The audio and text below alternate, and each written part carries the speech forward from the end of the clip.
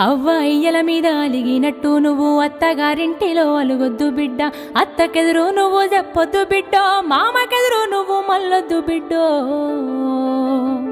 అది అత్తగారిల్లే బిడ్డో, బతుకు కత్తి మీది సాము బిడ్డ.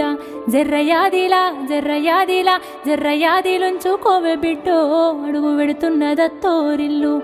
జర్ర ఓపిక తెచ్చుకో బిడ్డో, ఆడ బతకాలి నిండ నూరెండ్లు.